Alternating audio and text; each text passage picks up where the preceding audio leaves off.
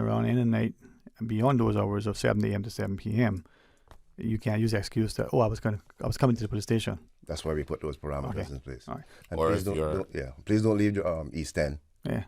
and with a gun in your car and say you're going to West Bay. You want to drop it to the nearest police station. Yeah. So that's So people. yes. So do not pass Bordentown Police Station, Georgetown Police Station, and say you're on the way to West Bay, get caught on West Bay Road and say that you were going to. Okay. If that makes sense. Very, very. Earliest opportunity. To the nearest station. Nearest station.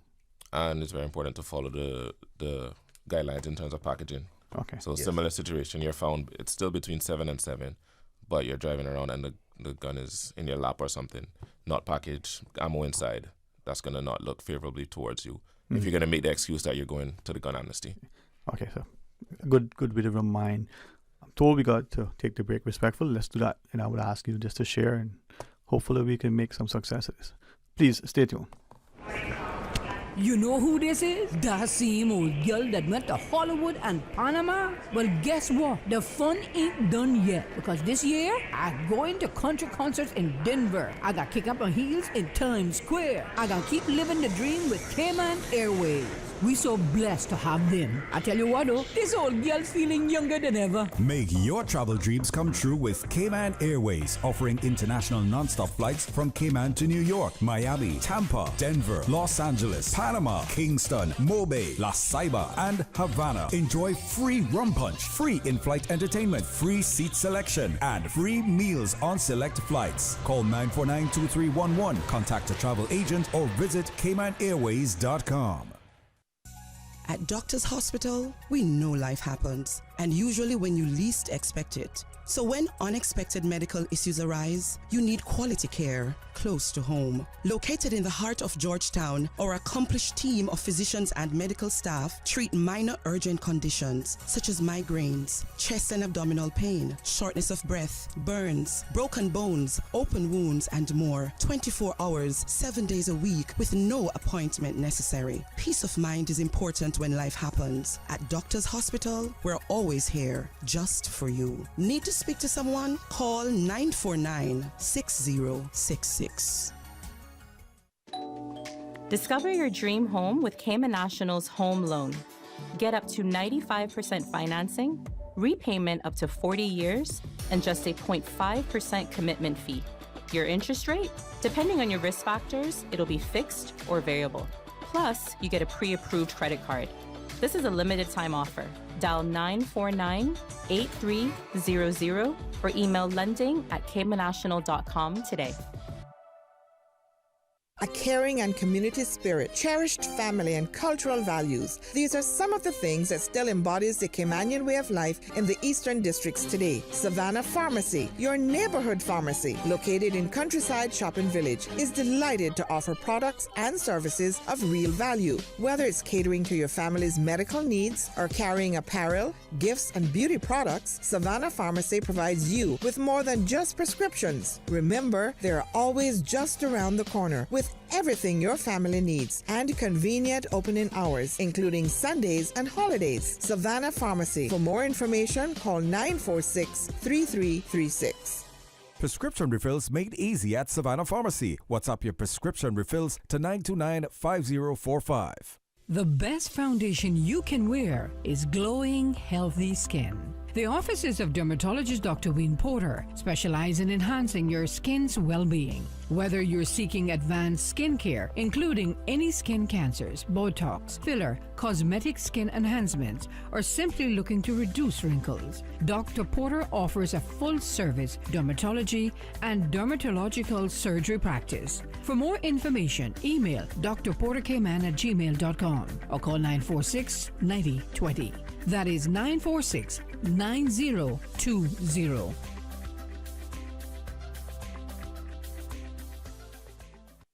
Miss Global International Cayman Islands Philippines 2024 will be having a community yard sale on Saturday, June 29th and Sunday, June 30th from 7 a.m. to 1 p.m. at the Airport Park, 136 Dorsey Drive, Georgetown. Have items to sell? Call 939-2223 or email missglobalcayman@gmail.com to rent your space. Pre-registration is $25 CI per seller or $30 on the day of the sale. Shop and sell kids' clothing, baby items, toys, household items, used and new items as low as $1. Come out and support the Miss Global International Cayman Islands Philippines 2024 Community Yard Sale. 2 days only, 7 a.m. to 1 p.m. on Saturday, June 29th and Sunday, June 30th at the Airport Park, 136 Dorsey Drive, Georgetown. Radio Cayman's Talk Today.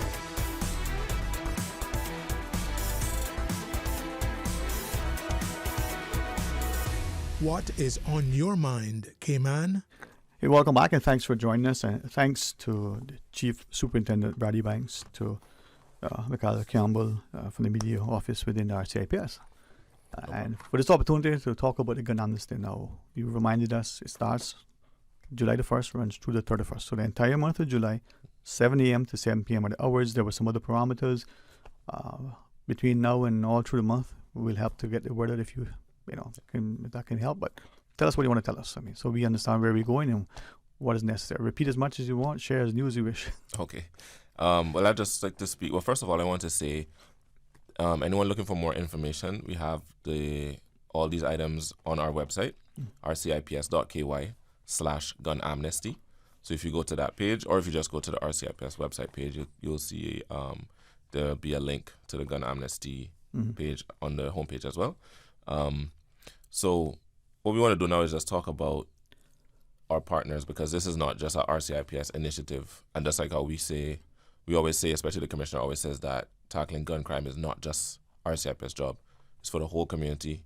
All our partner agencies, we're all working together to try and to curb this and to stop guns from getting into our communities and to take them out of our communities if they happen to have gotten in. So we're working with our government agency partners. So CBC, obviously they are a key partner in terms of helping to get guns out of the community, stop guns from getting in. And especially we want to shout out the Coast Guard as well, because they have the maritime border protection role. We're working with the Department of Public Safety Communications, which is 911, and the Director of Public Prosecutions. So that's the legal framework that we've put in place to allow this amnesty to occur. And then on the other side, we're working with Cayman Crime Stoppers, as I mentioned before. So they're one of our key partners in terms of when it comes to preventing and solving crimes. So not just for the gun amnesty, but they are always available if you want to report or have any information that would be of use to the police service. Mm-hmm. So one of the options for handing in the guns is to do so through a trusted third party. And we've actually gotten together with some community leaders and pastors to put together a list of persons that are in contact and a conduit to get these guns to us. So of course there'll be people who don't want to make any contact with the police at all, which is understandable, and they can contact these persons. So these persons consist of some elected members from Parliament in the various districts, like I said, the pastors, and some other community leaders and volunteers. And there's a list of those persons on the RCIPS website. And then also I just want to shout out to some of our sponsors, the Chamber of Commerce and their member businesses, the Cayman Islands Football Association. Of course, we have the support of Her Excellency the Governor and Honorable Premier, and our local media companies such as Radio Cayman. If I might, we talked about locations on Grand Cayman. Just for emphasis, presume Cayman are included in the gun amnesty. Yep. So any spaces over there? Yes, so I mentioned earlier that the Little Cayman police station actually has a drop box. You did as well. So you can do that. Cayman Brat is one of the locations that doesn't have a drop box, so that would require a call-in. Mm-hmm. But we also have a community partner over there. If persons want to make contact with that person, their phone number would be on our website as well. Okay. Thank you. You did share it outside, but just so the people understand. Oh, yeah. No. It's for all 3 islands. Yes. Yes. If you have one is left out. Yeah. We didn't want to leave any no gun unchecked. Yes. If I could probably just take a minute and just go through some of the, I know Mikhail sort of breezed over it, But I think it's worth for me to actually just say thanks to the individuals who actually came on board and helped us, and is helping us with the gun amnesty. Now, we previously I worked with the Cayman Ministers Association. So just for the purpose of this show. So Pastor Kyle McLean, West Bay, is representing West Bay as well. Pastor Winston Rose, Bordentown. Pastor Rohan Forrester, East End and North Side. Pastor Terrence Bob, Georgetown. Pastor Mitch Etchstein, West Bay. Pastor Garrick Hiller, West Bay. Pastor Ken Smith, West Bay. Pastor Andrew Ebanks, Georgetown. Pastor Alison Ebanks, Georgetown. Pastor Justin French, Northside. Dr. Sylvia Wilkes, West Bay and Georgetown. Pastor Chris Mason, Georgetown. And Pastor Tom French for Cayman Brack. Those are the pastors. Also for the other volunteers for the districts, we have Katina Anglin, West Bay. Wanda Puri, West Bay. Dale Ramon and Dorleen Welcome for Georgetown. Joey Woods for Bordentown. David Scott, previous former police officer for East End. Mr. Arden McLean, East End. Mr. Isaac Rankin, East End, and Minister J. E. Banks for Northside. So we have really tried to encompass as many people as we can to make this an effective, more effective gun amnesty. So we just want to thank them for coming on board as well. Our objective here, I know I kind of came across a little bit strong previously, saying, look, if you get caught with a firearm outside the perimeters of the gun amnesty, this is what will happen. But really and truly, our objective here is to remove as many illegal firearms from the streets of the Cayman Islands as we possibly can. Okay.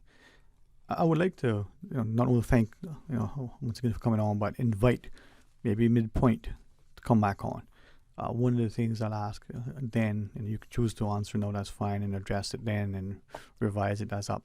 But two-part question: while the amnesty is going on, what efforts, if any, will RCIPS be stepping up to make sure that we're removing these, and then secondly, following the amnesty, so August the 1st, what then? I mean, are we going to be knocking on doors?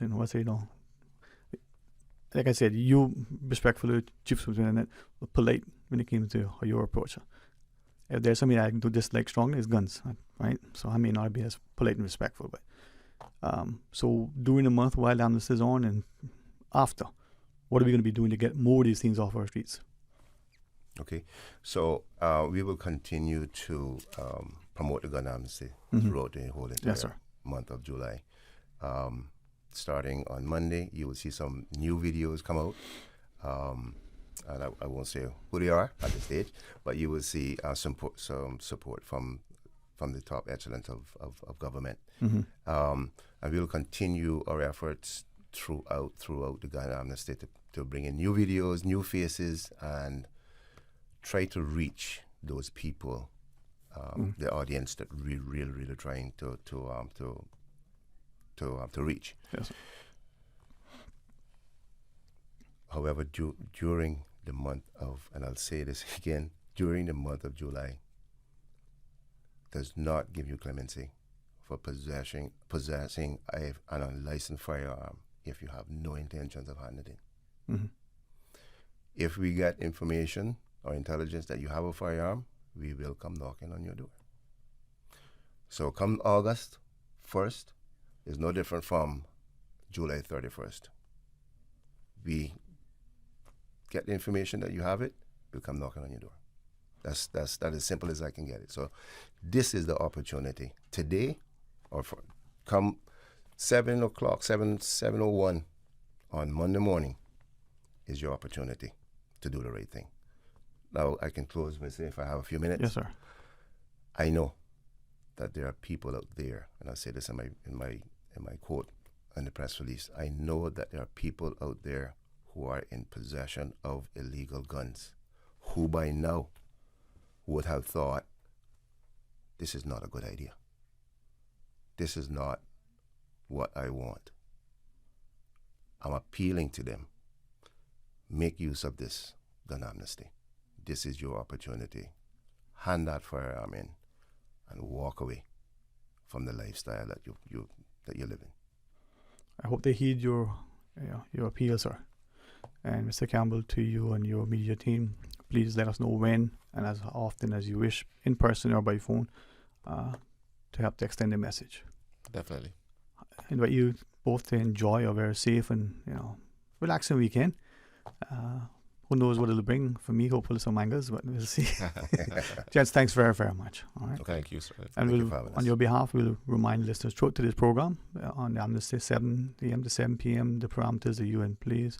I'm pretty sure we'll accurately repeat some of that, but we'll direct them to the website. Yeah. Yeah. All right. When the pause, when we come back, we invite you to join us. Questions to be answered, comments to be made. Stay tuned. Thank you. Information, entertainment, inspiration. Covering Grand Cayman, Little Cayman, Cayman Brac. Since 1976 till now. Radio Cayman in the Cayman Islands. From Radio Cayman's newsroom, this is Headlines. Local, regional, international news. The Headline News is brought to you by Kirk Market and Health Services Authority. With your headlines, I'm April Cummings. The Department of Education Services tells parents a major deadline for student registration for the 2024-25 academic year is just about here. The standard student registration period is closing on Sunday. Parents and guardians who register their child or ward by the deadline will receive placement updates by the 31st of July. In international headlines, the general consensus today is that allies of U.S. President Joe Biden are scrambling today to contain the fallout after a weak showing in last night's debate with Donald Trump. Democrats had hoped from a stronger showing from the president, who is now in his 80s, but that did not materialize, resulting in some calling for him to step aside. Barbados launches its national action plan to end plastics pollution, indicating that the legislation on single-use petrol-based plastics would be tabled in Parliament. At the launch ceremony, Environment and National Beautification Green and Blue Economy Minister Adrian Ford said that approximately 500 tons of single-use plastics are sold in Barbados every month and distributed not only into landfills but across the country. The plan includes phasing out of single-use plastic bottles by integrating the installation of water refill points, gradually eliminating single-use plastic bags, and the removal of other single-use plastic items such as takeaway food containers, straws, and lids. Those are your headlines. I'm April Cummings. Radio Cayman. More news available at www.radiocayman.gov.ky. Check out our social media pages: Facebook, YouTube, X, formerly Twitter, Radio Cayman Headline News.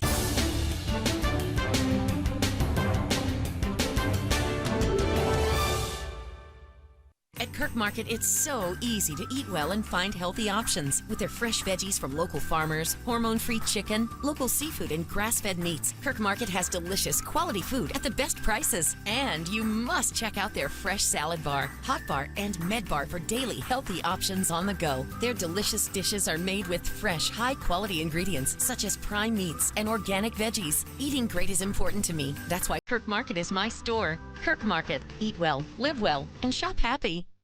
HSA's Urgent Care Clinic is now open 7 days per week to serve you better. Visit our dedicated team at Urgent Care Monday to Friday, 8 a.m. to 8 p.m. and weekends and public holidays, 11 a.m. to 8 p.m. No appointment necessary. If you are experiencing non-life-threatening symptoms and conditions such as the cold and flu, sprains and cuts, earaches, nausea and vomiting, visit Urgent Care's walk-in clinic at the main entrance of the Georgetown Hospital, now open every day. At HSA, we are committed to caring for you.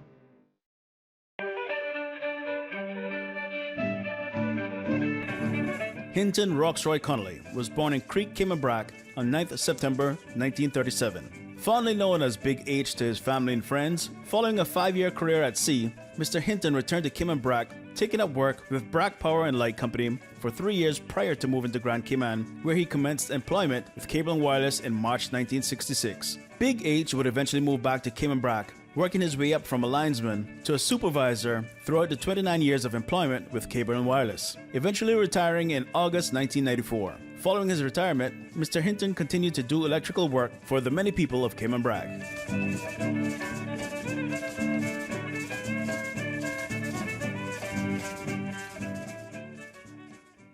now more than ever. Supporting your immune system is crucial to helping your body fight off illnesses like the common cold, the flu, and COVID-19. At ValueMed Pharmacy on Walkers Road and in Buttontown, we carry all the essential vitamins and minerals to help support your immune system and improve your overall health. Some of our top immunity support picks are vitamin C, vitamin D, zinc, elderberry, and quercetin, or the popular 7-in-1 immunity support. Our pharmacists are always on hand to help guide you and answer any questions. Visit ValueMed Pharmacy on Walkers Road or Buttontown. Live happy, live healthy with ValueMed Pharmacy. K-Man, mark your calendars for the high-speed thrills of the third round of the 2024 C1 National Tour. Sunday, June 30th at South Sound Dock. Current division leaders Nathan McLean, Joshua Watler, Caden Green, and Brian Dixon look to defend their top positions on the open waters. But the rest of the pack is on the attack. Gather the family and enjoy a fun-filled day of thrilling races, delicious food, and cool treats. Admission is free. Be there to catch all the action live with the Cayman Islands Watercraft Association. Round 3 of the 2024 C1 National Tour. Sunday, June 30th at South Sound Dock, starting at 11 a.m. Proudly sponsored by Car City, Cayman Islands Coast Guard, Cayman Islands Fire Service, Pepsi, Fast Signs, J&M Equipment, Ministry of Youth, Sports and Heritage, Party Animals, Seabreeze Charters and Jet Ski Rentals, Verdant Isle Farm, Health City, Cayman Islands, National Logistics, Onshore IT, Ministry of Tourism and Ports, Radio Cayman, and Breeze FM. Radio Cayman's Talk Today.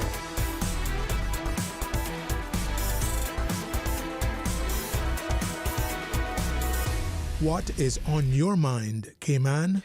Hey, welcome back, and thanks very much for joining us. There'll be some open line, and as we take the calls, a quick on behalf of the RCIPS, the gun amnesty for July, the entire month, from the 1st of July to the 31st. Very much grateful to Chief Superintendent Brady Banks and to Michael Campbell for coming in and sharing with us. We'll remind you what they shared, but check out the RCIPS website if you want more information. Let's take this call, though. Welcome. Thanks for calling.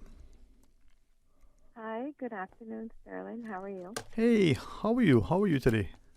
I'm good. I was wondering if you guys were taking calls while they were there, but I guess you weren't. Did you try calling while you were there? Because we didn't see anything come through. I did. But anyways, that's okay. I understand sometimes the police don't want to talk to the public or interact with us. Well, sometimes they may just want to have the opportunity to be able, as in this case, to just give information, that allows it to be, delivered in a way. Then you put that information on your website. You don't get on the radio and not open the phone lines, even for the last half an hour of whatever, 15 minutes, and allow the people of this country to make a call to ask questions. The police do not do enough community meetings. That's the problem. There's never enough of that. And I understand they're understaffed and all the other stuff is the reason for a lot of this. And that's sad because they're the security of this country. And if they're not fully resourced and fully staffed and everything, then that's lack that the people of this country is being dished out. The lack of this, the lack of that, and the lack of the other. I am not saying the police are not doing their job. I've never said that. I do believe some of them are rogue. I've met a few, and I know that they're there. And I have all faith and confidence in our current commissioner that he will pluck them out once they're identified. And trust me, I'm sure that they know it's coming, and I'm pretty sure we're going to see some resignations before that happen, and maybe they should do the country a favor and step aside right now. So my point with my call today is, although I had wanted to say something to the police, it's okay. I think the people of this country should also play their role in helping the police. But I also understand that the bad ones that we have in the police are the reasons why people don't want to stand up and say X, Y, and Z, have their name tagged to something, and then, of course, issues occur after that. People are attacked or whatever.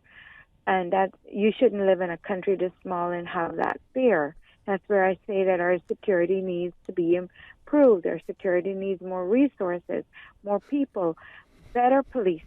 We do have a good police, but we got a lot of bad ones, and we need to weed them out.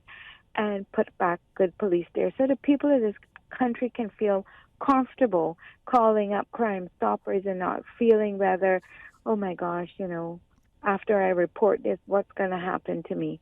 And people tell me that, and I see their fear because they want to expose things, they want to talk about things, they want to help the police, but because they haven't cleaned out all the bad ones yet, that's where the fear falls on them, where they're afraid.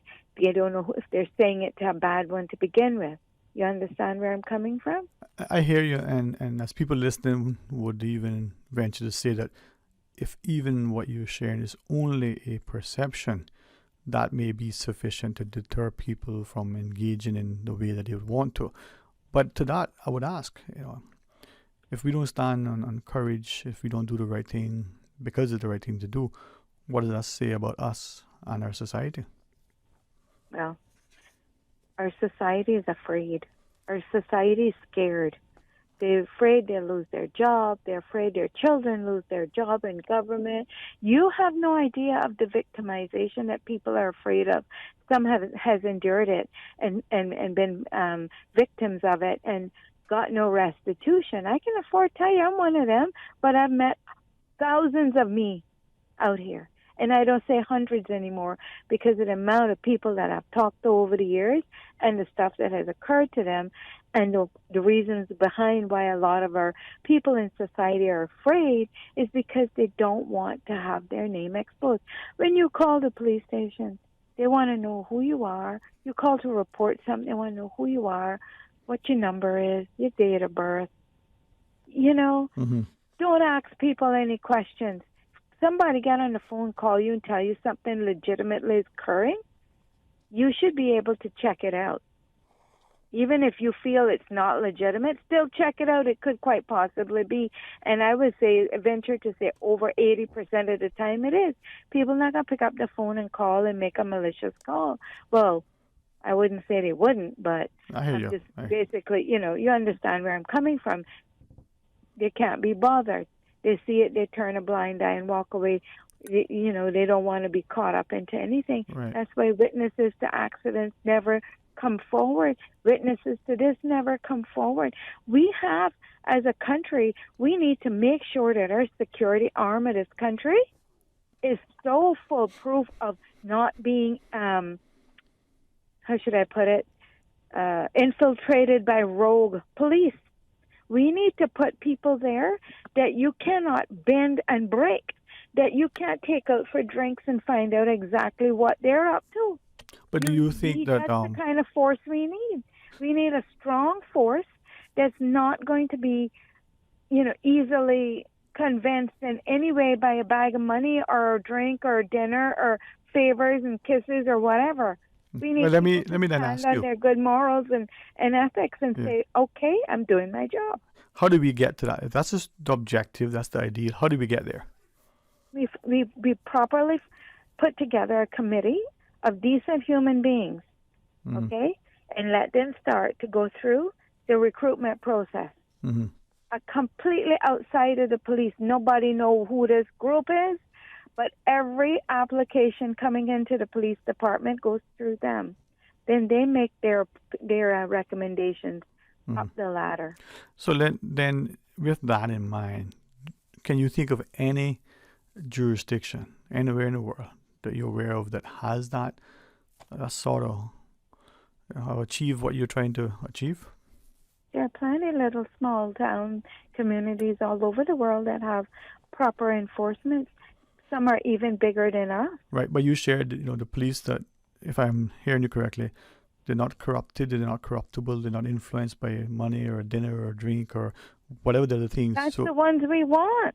So are you saying we just that need to do better vetting? Yeah. The vetting that we do is not the greatest. I'm sorry. I can afford to tell you that based on the one that was running from Canada that came here years ago. And I was the one that found out that he was an ex-police officer. He had been removed from the Canadian Mountain Police, and he was on bail. And he came here, we hired him. So with that example, right, you reference the Canadian police. So if the thing that you're trying to achieve in Cayman, they have the same problem over there.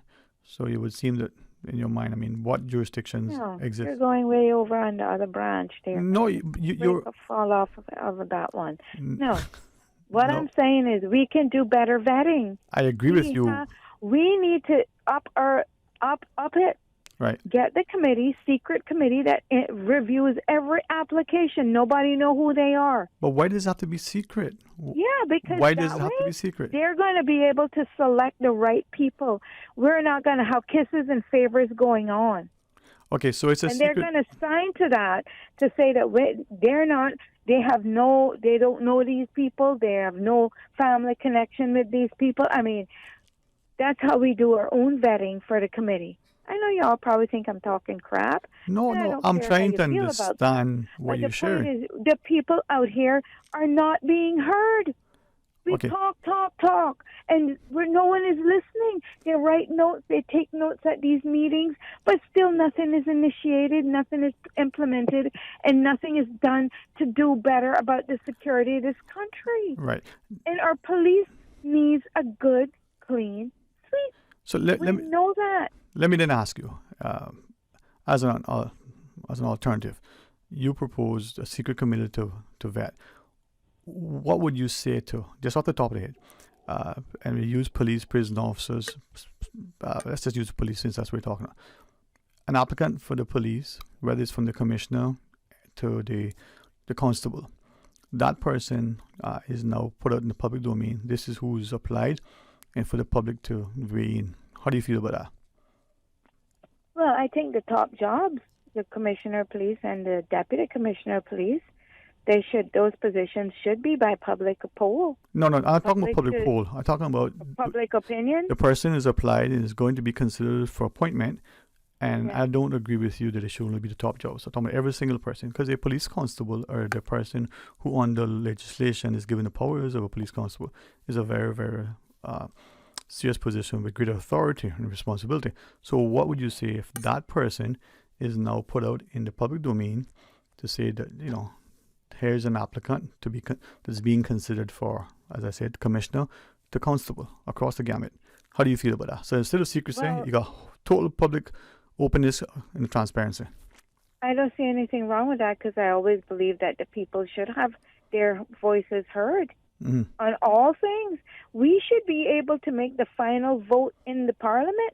They can go in and bring all the motions and do their vote, and first, second, third reading. Now we come vote.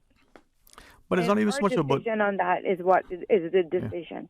That's what I always said. That why can't we be part of it? Because we can't keep trusting who we elect to go there and represent us. Because we see now, after repetitive years of it, they don't represent us. They represent themselves and who they feel like representing. Their clique and their cronies and whatever. They don't go and represent the majority of the people when they make decisions in that house. Right. That's but why you the go off on people's another. vote is imperative. Yeah. Now you're taking another lane in this highway. Oh, yeah. So I can take credit of them. You're welcome to. But if in the police and apparatus, right, if you're looking at that level of, if I understand you correctly, you're talking about professionalism and integrity and ethics and, all the things that we want in good people who are put in a position of authority, including the parents. So in this instance, how, again, which jurisdictions can you point to? You just gave the example in your. I'm not looking at any jurisdiction. Why do we have to constantly look across the board outside of our 12-mile bank to see what anybody else is doing? Sorry, Ms. Gary, let me. Our own security. No, let me try to put it sort of politely and diplomatic.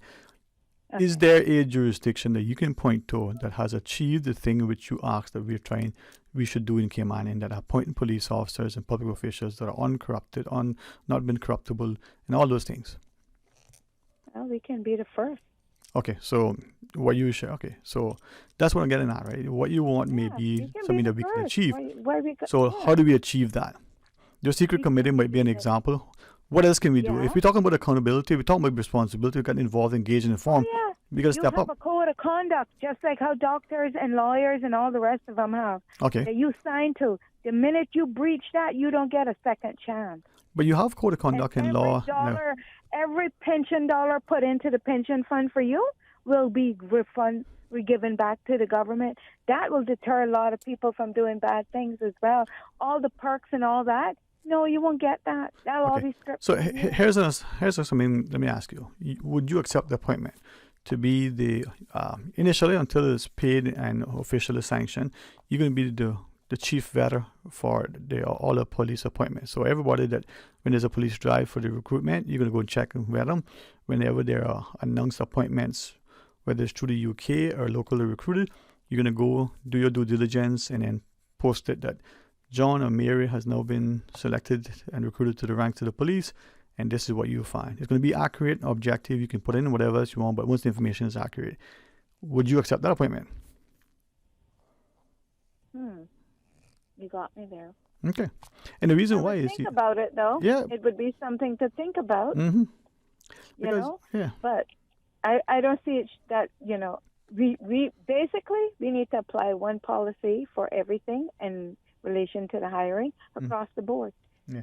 An entire list of things that you must criteria you must meet. Yeah. So that I don't want, I guess people listening don't recognize you and I can have good banter because I challenge what you say, but there's never any malice or any offense, right? I know that. And I know you know people. I'll slap you up when I see you next time if you give me any foolishness. Yeah, and I eat my mangoes in front of you, not share, so you be quiet. But I agree with you that we can and we should be willing to sail our own catboats to make sure that the standard that is the Caymanian standard is above reproach. I agree with you that whoever it is, from the elected politician to the appointed member of a board to the recruitment of anything, we should try to get the very best. And when there isn't, it's a reflection on us, right? I agree with you now. But the question is, what are we doing to ensure that? Where are we in holding people accountable? Where are we in accepting responsibility? Take, for instance, the guns and the gun amnesty. Now, I am very mindful that some of my closest friends that I admire, respect, adore, they would even tell you that I would probably say to them, man, I love you like a brother, more than cook food. But I don't see the point of guns in our society, right? I don't see where countries spend billions of dollars in buying some advanced weaponry to be able, in a very coward way, drop it from a drone and kill countless people, right? Whether it's the intended targets or not. That's me. Fair enough, okay? But if you now have this thing in our society where presumably there are known guns, they're quantified, why are they in our society? Why is it that we are afraid or unwilling to turn them over? Is it, as you have shared, that there isn't the trust and the confidence that, when it is turned in, that it's going to be properly disposed of? Is it that if so doing, the people believe, well, if I don't have a gun, I can't protect myself against you, who may have not only the gun, but some authority? These are things that are just questions, right? And are we willing to properly address it? Are we willing to do what you said? Hold people accountable. The parent who's harboring the child, whether the child is 18 or 8 or 38, and it's misbehavior, let's not punish the parent for doing that. Let's encourage and support the parent for doing the right thing and saying to little Johnny or Susie, listen, straighten up, fly right. But if the people who are, how do we put it, congregating in gangs for whatever reason, right? What are we doing to help them to understand that there's a space and a place for them in our society? That thing that which they're doing now is necessary, but they believe it is because there's in their minds nobody that has their back. Nobody has, right, this notion of what they're feeling. And what if they're feeling that the courts, the police, the prison, the teachers, nobody, if that's what they're feeling, where do you think they're going to go? What do you think they're going to do? Well, they're going to go back to crime. They're going to continue the crime. They're not going to, first of all, the police know who has guns in this country. Don't make that be a fool. But they say they do, but... They do know who gun people are. They know all of that. This is my point.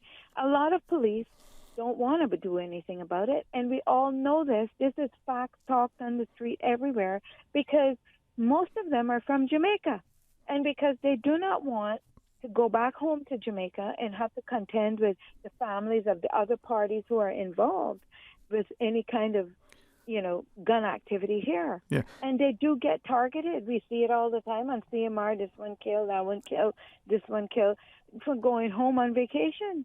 Right. Something occurred. And I can appreciate why a lot of our Jamaican police in power don't want to act on the criminal aspect of things here, especially when it relates to anyone from their own country. Right. So I'm telling you, they're afraid. Okay, so if that is true, or if it's just right, or if it's just a perception, the fact that, as you courageously put forward, that many people are unwilling to do so, let's just say that that's a perception, right? If that is the case, what are we doing to address that, right? And in answering that, we've heard from many commissioners of police in the past say that they aren't so inclined to hire that many Caymanians for two reasons. One, we want the police demographic to be reflective of the society. That may sound good, it may not, depends on how you look at it. But two, either directly or by inference, it was said that if you hire the Caymanian police officer, then his cousin, his brother, his mother, his sister, they know these people, so therefore they may not be as professional, as objective, right, as fair. That's why they have the code of conduct they signed. But if you're aware this is your family involved in this, but sorry, let me just right stop you 1 second. But if that is what is said and accepted about our own, let's go back to what you just alleged.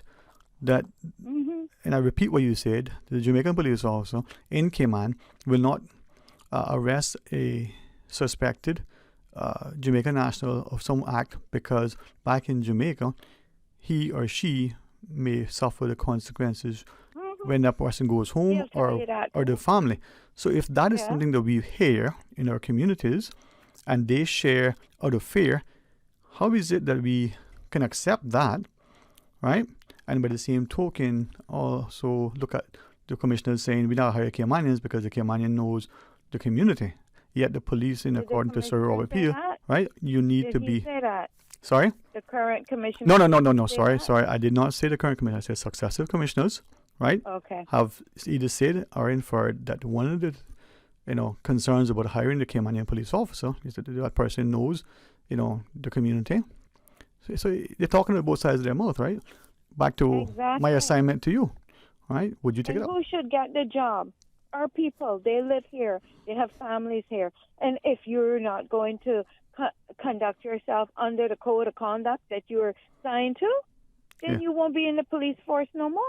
And that should be something that is drilled in. Right. You'll be ejected out completely. When you breach any of this stuff, you're ejected out. Right. You remember Richard Clark? Remember the Richard Clark with my case was in a situation where he forged the signature of a witness? Yeah, and my matter forged the signature.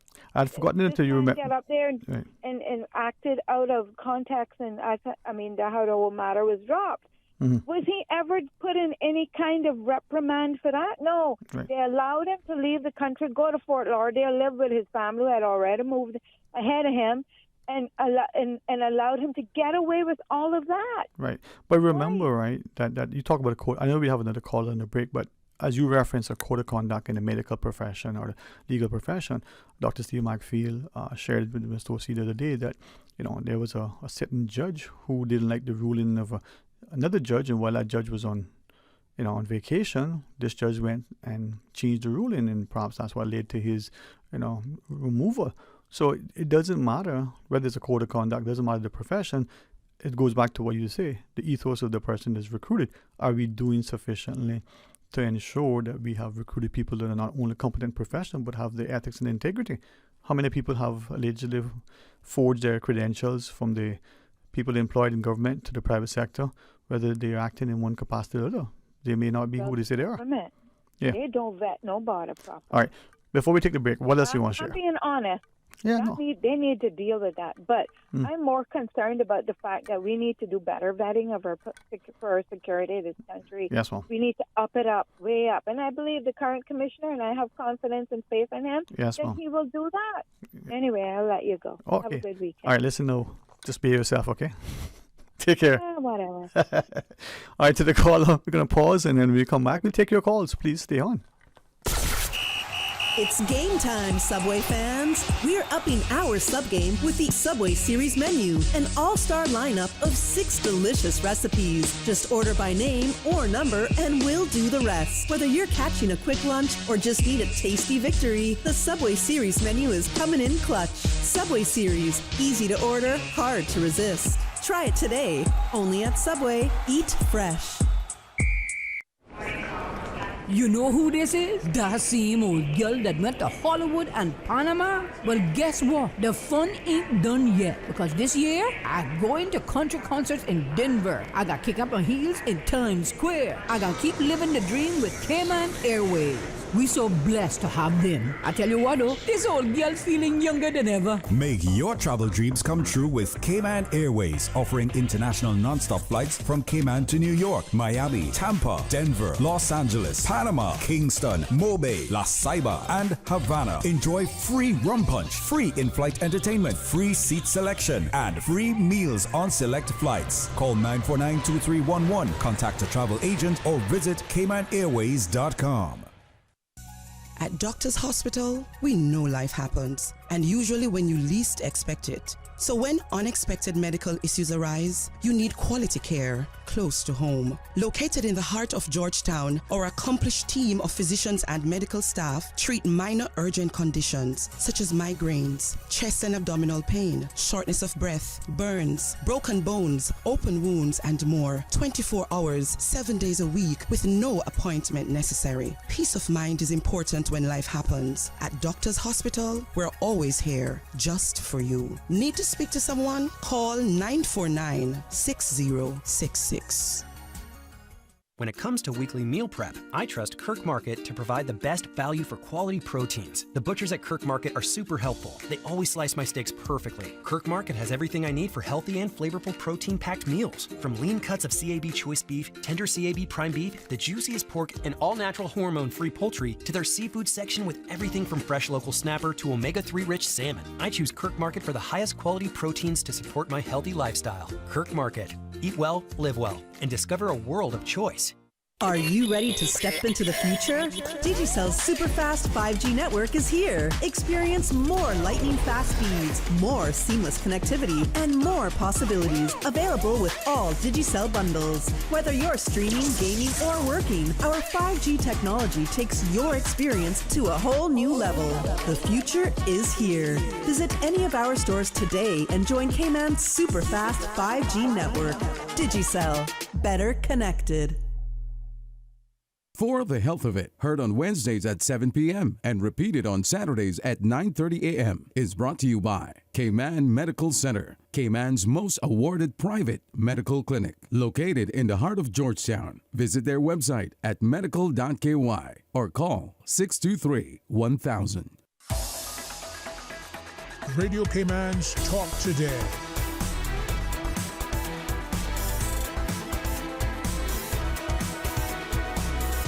What is on your mind, Cayman? Hey, welcome back. Thank you very much for joining us, and to the amazing team in the studio. We are able to do a lot because I listen to what they share and try to follow along. Got a call in the queue, I'm told. Let's take this next one. Hey, welcome. Thanks for calling. Hi, Mr. Sterling. How are you? I am doing well. How are you? Oh, thankful. Okay. My eyes are open. Well, yeah. Weather's beautiful. It is indeed. And Beautiful. I don't want you to forget what you called for, so I'm going to share.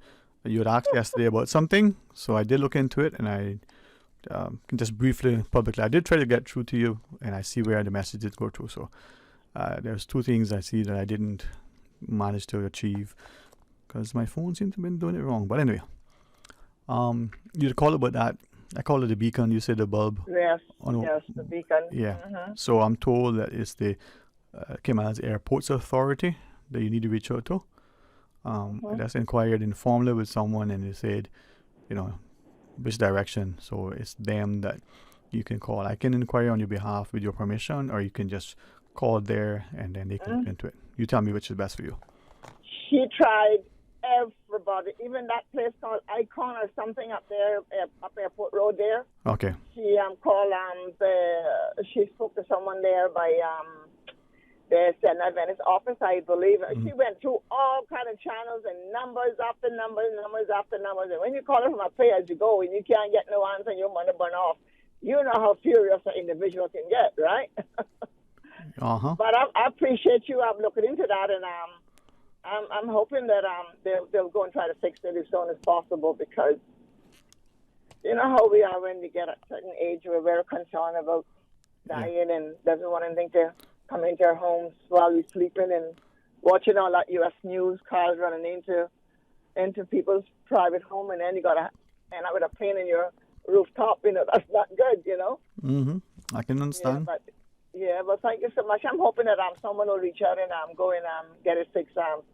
She spoke to all of them, my dear. She Okay, spoke to well. everybody. Yeah, she did it. That's why she asked me to, since she can't get no help, see, by putting it on the radio, it'll bring some answer.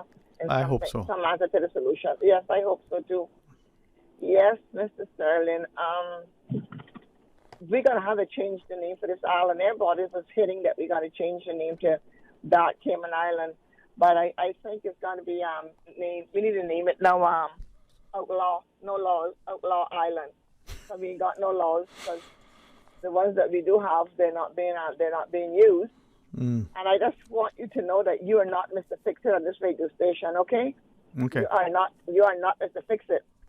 Well, thank you. I'll tell you what OCC, he's a moderator, and what he says to this extent goes. Yeah. So you're not Mr. Fix-It. And okay? I appreciate it. Maybe I'll expound on that later, but thank you. And hopefully through you, by saying that, what I'm hearing is that people will be willing to do as you did. Take actions. You know, stand up, step in the gap. Do the thing that needs to be done. Don't wait for somebody else to do it. We want to raise that way. If something needed to be done, we did it. Yeah, exactly. Yeah. Yeah, I think we just what Cayman biggest problem is Sterling. We didn't expect Cayman to grow the way it has grown in area capacity, and all of the area government seemed to forget to make laws as the years went by, and the population grown in the island and businesses grown in the island and all that kind of stuff. They forgot all about that. They were just looking at, we got so and so amount of people living here, good amount of population, good amount. Right. You know, we're going to get our money that we need to take us through, and yakety yak. But no, we're not putting that in place. Right. So much things are out of place. You ready to get rid of me? No. We do have another caller, but I certainly was going to say I don't want you to feel rushed, but I certainly don't want the other caller to feel ignored either. You know, so what you want me to do? But you know what you do?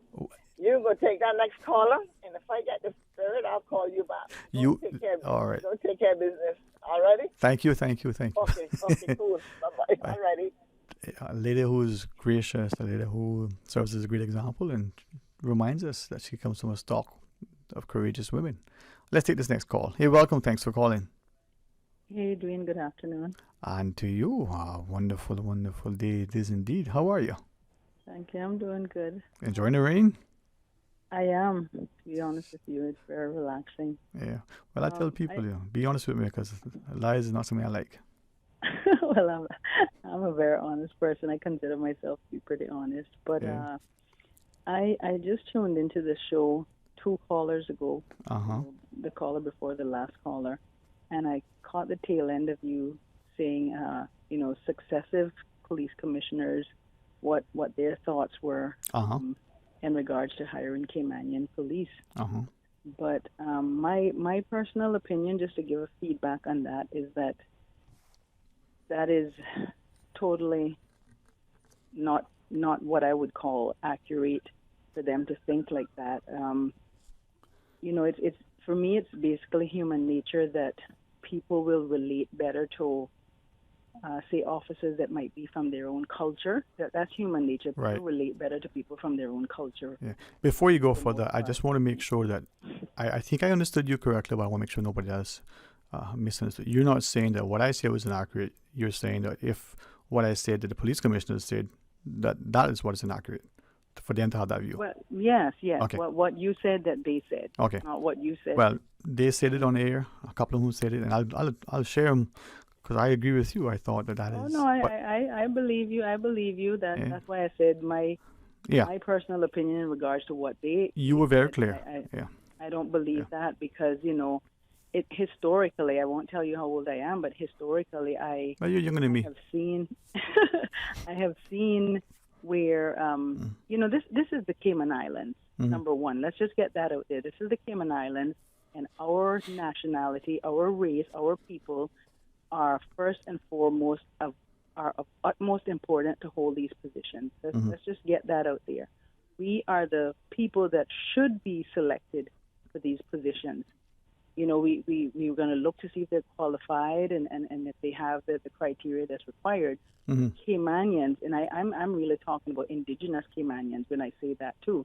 But getting back to my point is that historically, when I look back on the history of police officers, Caymanians have always been, for the most part, until I would say a few years ago, maybe 10, 15 years ago, when I'm just going to, off the top of my head, or maybe even 20 years, Caymanians were historically recruited for these positions because you know how many Caymanians look forward to becoming police officers when they got out of school. Like right out of school, that was the dream job. Yep, 40 years later, they're still serving officers, right? Right, yeah. and not only that, but many of them would have retired and gone on to other public and private sector positions and used that experience and head other departments and other organizations and businesses and that sort of thing. But those Caymanians, back in the day, of course, their population was much smaller, and as of today, we had people being recruited from other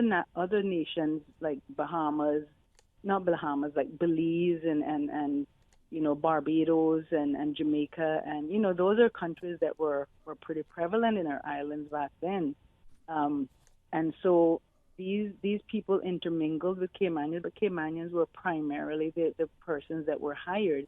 And while our population has grown and our police force needs to be expanded, and they say we may not have the population of Caymanians to be recruited to the police force. I can't speak to that, but that's what I heard the present administration is saying, that we do not have, the population of Caymanians with the criteria and the qualifications and experience that they're looking for. Yeah. So therefore they expand their recruitment. But I will say those past administrations that said hiring Caymanians was X, Y, and Z, I don't believe that. Yeah. I have seen total contrary to that over the years. But let me add to what you're sharing in the perspective that in the Cayman Islands, using the population as it is, statistically there are not that many people here anyway, despite the many of us would say there are too many in terms of the infrastructure and the impact and the like. But that aside, so you got 100,000 people. Good football match, you still got space in the stadium for more people, right? In that 100,000, you got 15,000 Caymanians, maybe 12,000 perhaps, right? So statistically, you don't have that many Caymanians for all of the jobs, whether it's police, prison, whether it's in education, medicine, politics even, right? We don't have that many. Right. But that aside, for the country to accept that you're going to allow a policy or a practice that precludes your own people from being appointed to these positions, right? Because you're saying, as those commissioners have said in the past, somewhere here, in studio, that because they know the people, because they're family, they're friends, they're neighbors, they may not be as professional, they may not be as impartial. And you accept that. I don't believe that. Right? I don't believe that. No, I don't either. But if you accept that as a country, and in the same breath, you said, okay, it's good to have a wonderful demographic that reflects your society, so that if you need a police officer with a skill set to speak a particular language because you have people in your society, then that's great. They can relate. But if you accept that the Caymanian is going to be unprofessional and let's use a different word, but let's use that one for now, because you're dealing with a Caymanian, would not the other nationality be the same when dealing with others? I'm just asking. But more importantly, right, the safety, the security of the police officer, and the respect and the resourcing. If, as the caller earlier alleged, if that police officer has said, I'm mindful that whatever I do in Cayman could impact me negatively in my country, whether it's in Jamaica or anywhere else, or my family. What are we doing to make sure that that police officer is protected here and elsewhere? So when that police officer is recruited, doing the job, right, isn't going to negatively affect that person here or elsewhere. If the family would not mind me using him as a great example, remember Mr. Archer, a very celebrated police officer. Many, and I think family member included publicly, would have shared, listen, you did something wrong. It could be your brother, your mother, or your sister. He was going to do the right thing, and that means putting the cuffs on you. That's what he can do because he was a man of integrity, right? Right. Those are the police officers that we know and that you and I would say are the ones that we want, right? So if we can have that caliber person, irrespective of where that person is from, then that's the person that I think the caller is asking that we should recruit. Yeah. I don't believe that, I feel that Caymanian officers being on the front line are the smartest thing to do. Our people, knowing our people, I think that they would relate to Caymanian police officers better than any other police officers, first and foremost. And I think the officers would not hesitate. The Caymanian officers would actually be able to be more relatable to the public and to their Caymanian counterparts, whether family or not. They could be the ones that have that passive approach and relate to them and you know what I'm saying? They Caymanians just would be more relatable to our own people. You remember sometime last year, I think there was an article in the paper where people were complaining about a certain nationality that was aggressive in attending to complaints and that sort of thing. I think the article was covering. Mm-hmm. And you cannot imagine the amount of complaints people have come to me about for that same very situation. And I have actually went in and sat down to the police complaints department and had a conversation, a discussion about these same things because people were sending me messages. No, I'm not picking on any particular geographical location. I'm just saying what the facts is and how it has happened here in Cayman. Right. We are not, the climate has changed here. The criminal elements and the criminal activity and so forth has changed in Cayman. But I still think that having our Caymanian police officers at the front line will always be best.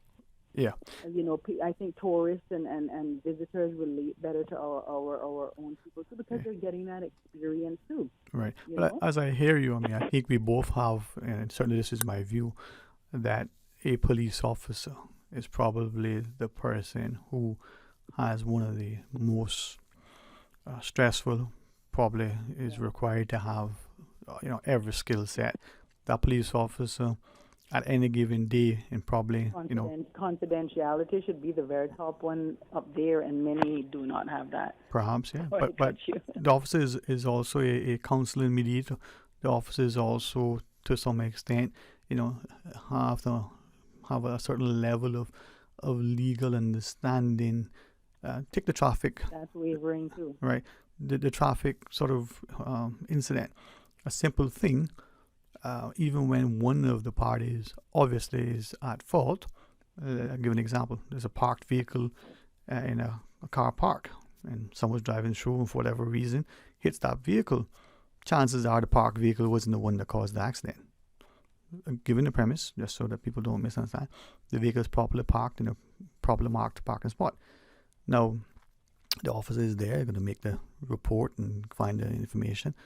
The aggrieved party might be irate. The offending party might be irate. How does that officer, respond and de-escalate and do all the right things? But maybe there's an injured person in that parked vehicle. That officer needs to maybe render some sort of assistance, perhaps just trying to calm the person and tell them, keep still 1 second, ambulance is coming. So that officer is doing so much at the same time. So that skill set, that level of expectation of that officer, I think is a great demand on that person. And even if that person is now on her way to the airport to catch a flight because she has had a vacation in 18 months, just for argument's sake, it's still a police officer, right? So what are we doing to resource? What are we doing to make sure that the job is not only respected and recognized, but the officer is, afforded a level of protection here and there, if, as the caller reference, could, labor under the context that doing something here could be affecting them elsewhere. Right.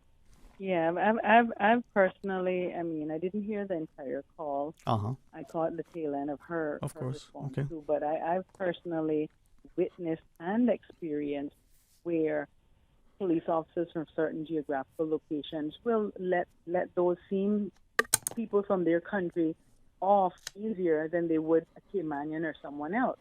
And that's biasness and prejudiceness in my opinion, and it should not happen, but I know firsthand that it happened. And then when they have to deal with say, a Caymanian or a Honduran, it's a whole different element of interaction. Now, not all officers, I'm not implying that all officers are like that, but I'm just saying, there needs to be sensitivity training with the police officers. And again, I'm just going to go back and say Caymanians should get the first preference.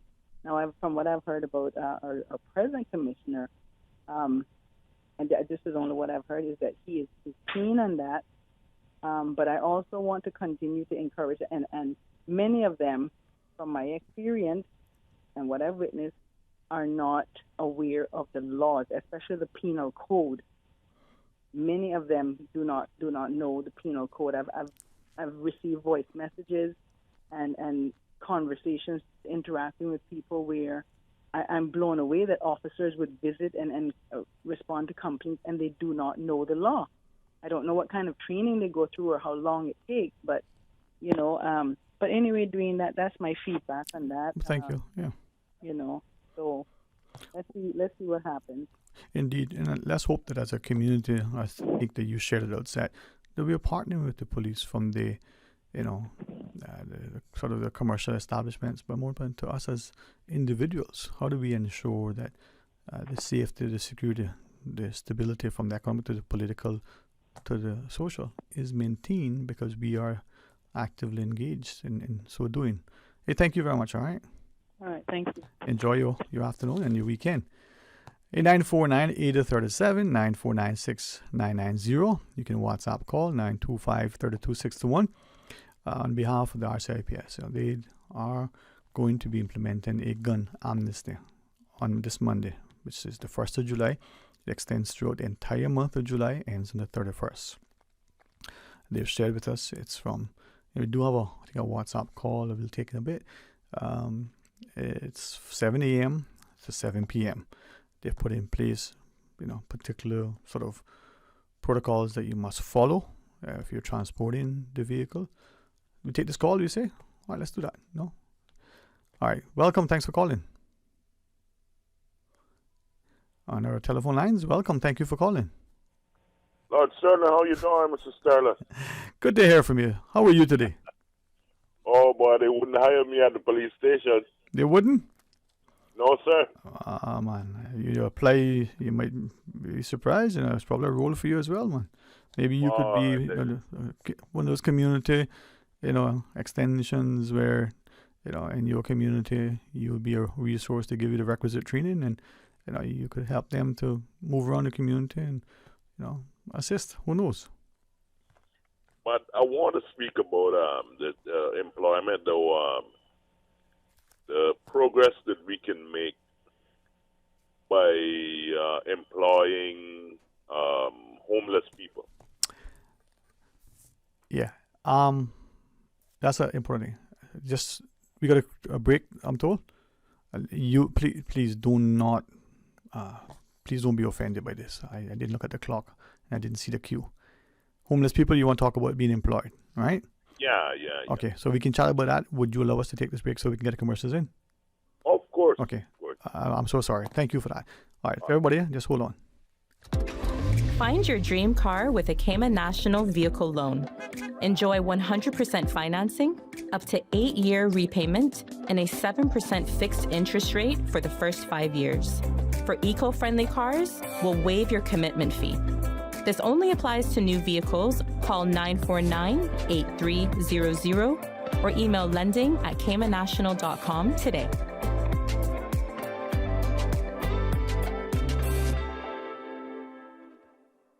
Speed into Dream Carnival with Digicel, Cayman's #1 5G network. Win day-wear packages and aftermath tickets by activating a 10-day Prime Pro bundle or paying your bill on time. Don't miss out on these epic events. Go to your nearest Digicel store today or activate a plan in the My Digicel app for your chance to start fetting today. Digicel, better connected.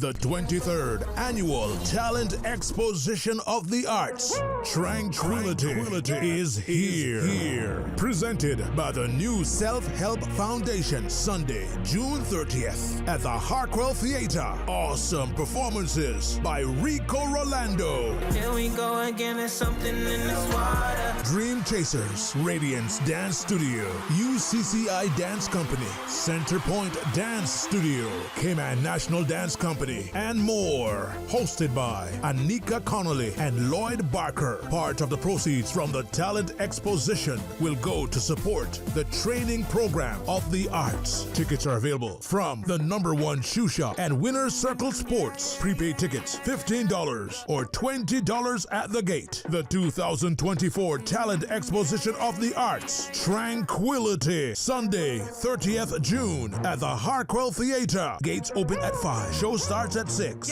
Get your tickets today. She hear clunk and her car stop. I was just about to send her some money, so I send it straight to her JN money transfer card. It cost me less, and perhaps she use the card pay the garage right away. She'll get discount through the JN Rewards program in Jamaica. This card make things easy. You can even get funds at any multi-link ATM. JN Money Transfer Card. Fast, affordable, convenient. Tell your loved ones in Jamaica about it. Sign up is free. At Doctors Hospital, we know life happens, and usually when you least expect it. So when unexpected medical issues arise, you need quality care close to home. Located in the heart of Georgetown, our accomplished team of physicians and medical staff treat minor urgent conditions such as migraines, chest and abdominal pain, shortness of breath, burns, broken bones, open wounds, and more. 24 hours, 7 days a week with no appointment necessary. Peace of mind is important when life happens. At Doctors Hospital, we're always here just for you. Need to speak to someone? Call 949-6066. In accordance with the Standards in Public Life Act, persons in public life must submit their 2024 declarations to the Register of Interest between the 1st and 30th of July. Persons in public life include members of Parliament, senior public servants, members of governing bodies of statutory authorities and government companies, and members of commissions. Failure to submit a required declaration is an offence under the Act and can result in penalties. For more information or to file your 2024 declarations to the Register of Interest, visit www.standardsinpubliclifecommission.ky between the 1st and 30th of July.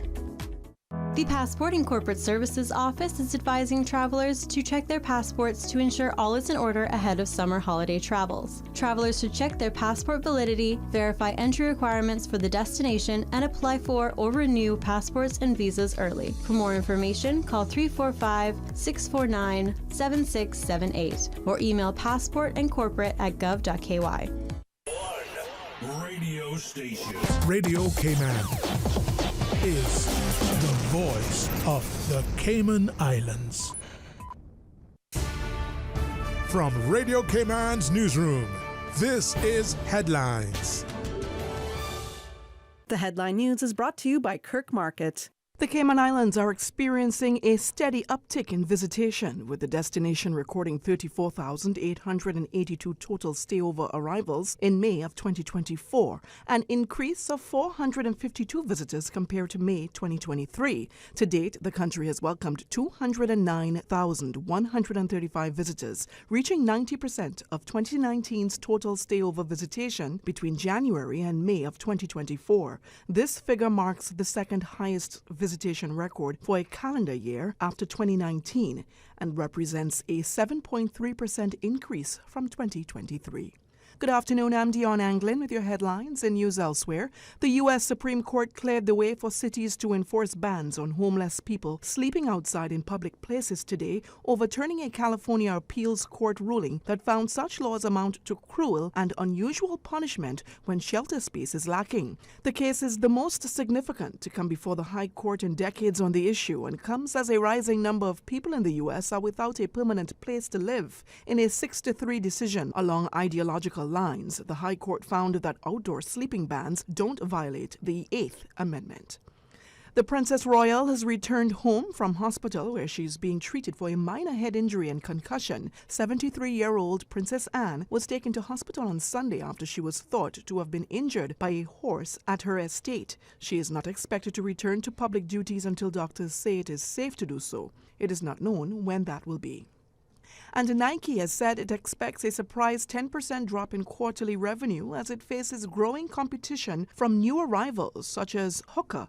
The news sent Nike shares plunging more than 12% in after-hours trading, which could mean a loss of $15 billion in market value if the losses hold on today.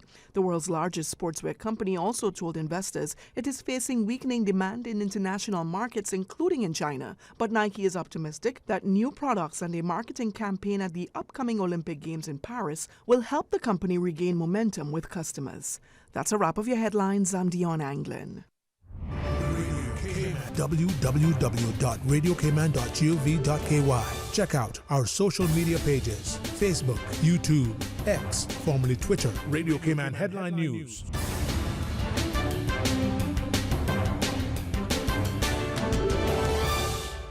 When it comes to weekly meal prep, I trust Kirk Market to provide the best value for quality proteins. The butchers at Kirk Market are super helpful. They always slice my steaks perfectly. Kirk Market has everything I need for healthy and flavorful protein-packed meals. From lean cuts of CAB choice beef, tender CAB prime beef, the juiciest pork, and all-natural hormone-free poultry, to their seafood section with everything from fresh local snapper to omega-3 rich salmon. I choose Kirk Market for the highest quality proteins to support my healthy lifestyle. Kirk Market. Eat well, live well, and discover a world of choice. Cayman Islands, your input can shape our future. Plan Cayman needs your input on the updated planning statement to create a sustainable community for everyone. Help shape Cayman's future by participating in public consultations with the Central Planning Authority and the Ministries for Planning and Sustainability. Together, we can build a thriving Cayman. For details and to find the meeting closest to you, visit plancayman.ky. Your voice matters. Let's plan Cayman together. Radio Cayman's Talk Today.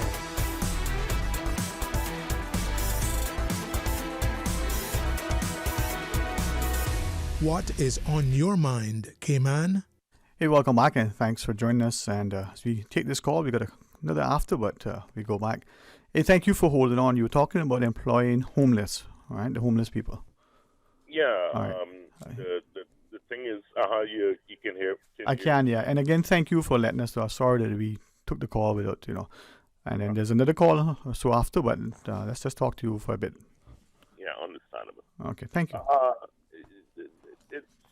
It's a difficult thing to do because the thing is, the homeless person doesn't have somewhere to stay, to shower, and all that, but it can be done. I can remember doing what I could to help someone homeless, taking them to make money, like a job.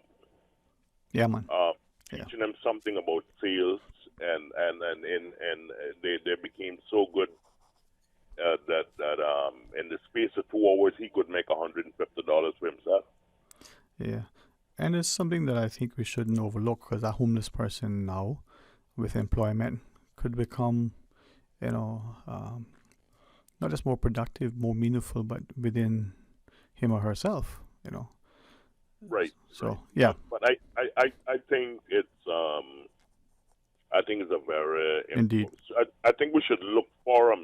Just go out and look for the homeless and help them.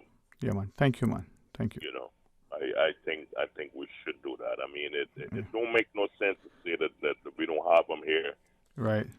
We got to look for them. Some of them are related to some of us, and that sort of thing. And they will get up off their feet sometime in the future. They are people, right? And they deserve. And yeah, I agree with you, man. Thank you for referencing that. All right. Okay. All right. Talk to you soon. Okay. And thanks to the other callers for holding on. Let's take the next caller. Welcome. Okay, we'll go to the WhatsApp. Hello? Hi, welcome. Good afternoon, sir. How are you? Excellent. How about yourself? I'm giving thanks. It's a good day to do so, and I'll join you. Yes. Okay. I'm listening to the callers that coming in about the police and the police stations. And if they should get only Caymanians or other nationalities. I'm going to say something today, and it's going to go right across the board. I have experienced Jamaicans, I've experienced Caymanians, and I've experienced other nationalities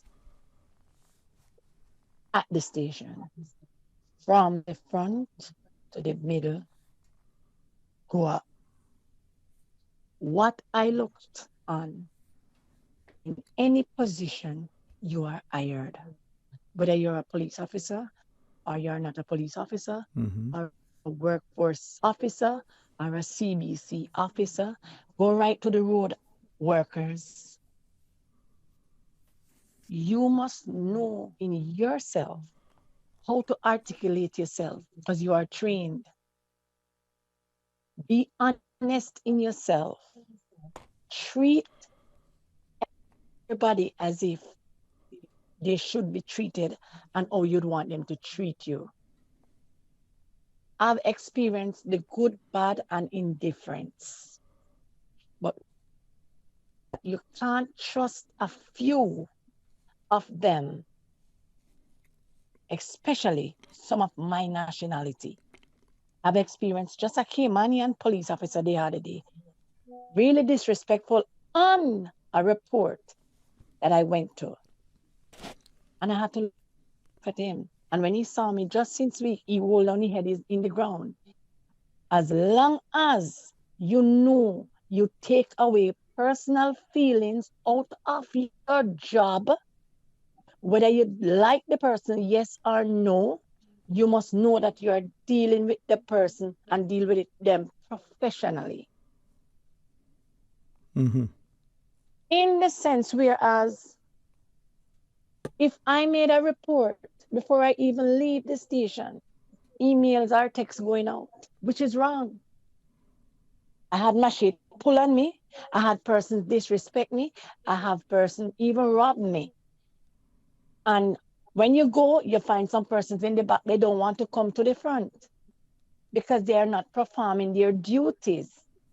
And all because they get caught up in the situation in the wrong manner and the wrong way. And what I'm saying, it goes across the board.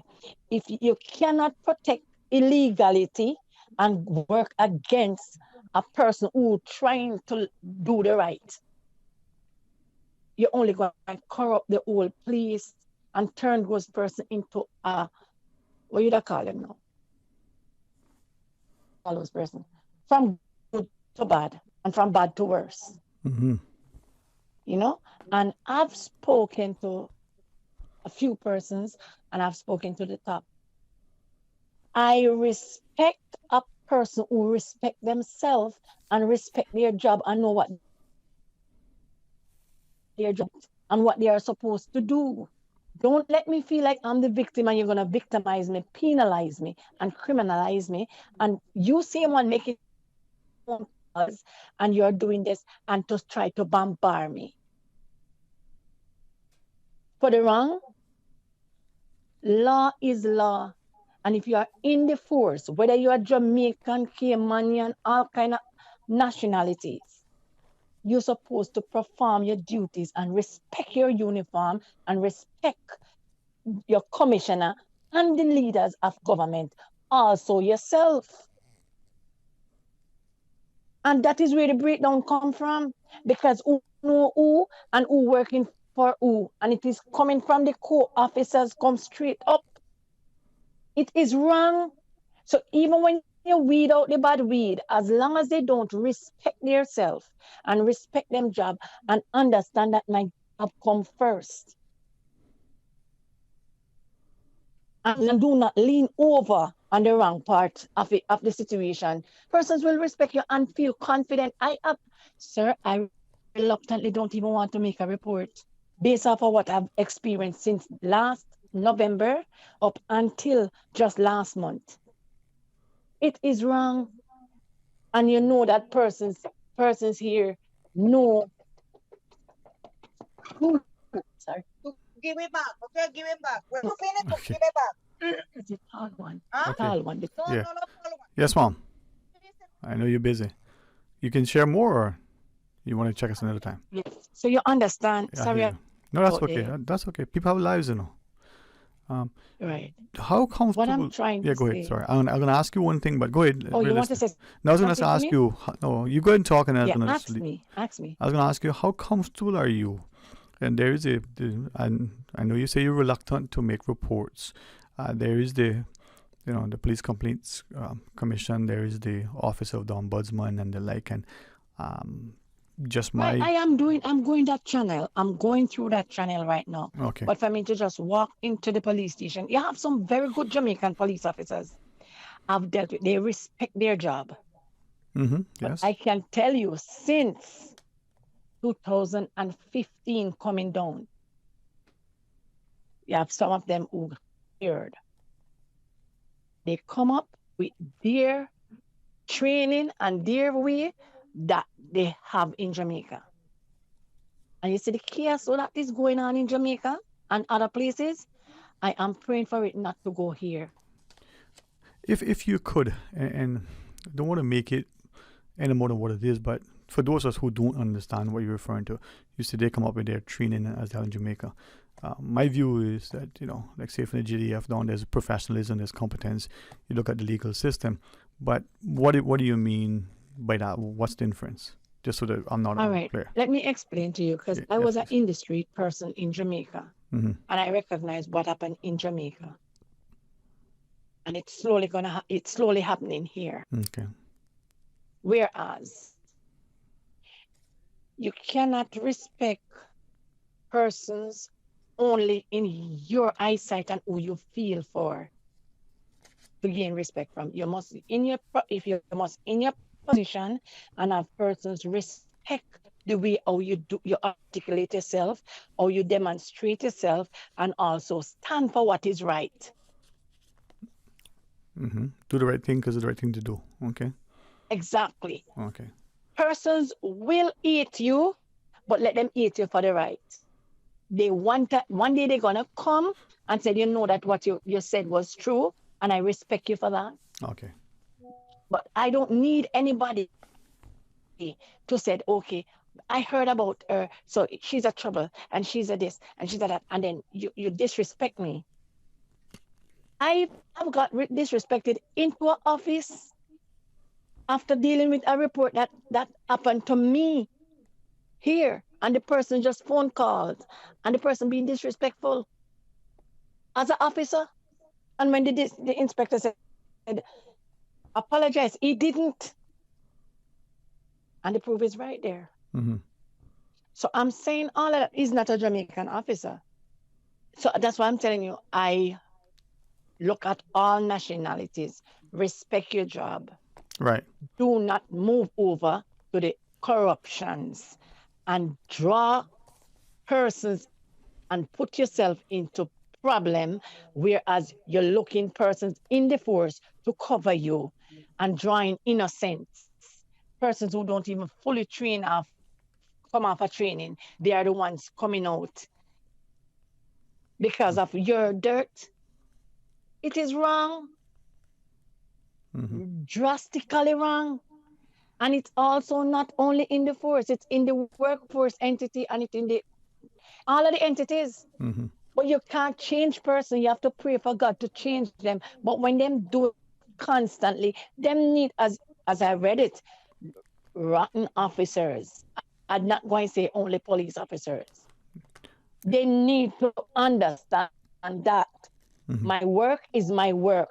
I don't need the community only to just friend me because I can cover for them. They must respect me that I can stand my ground and do my work, and you respect that. And we work together. Not for you to take out the report, confidentiality, and you take it out and have persons want to kill persons on the road. Yeah. Well, it is wrong, sir. It is wrong, and I will tell them in their face because I stand for what is right. And yet I've been penalized, and it's been happening for year in, year out.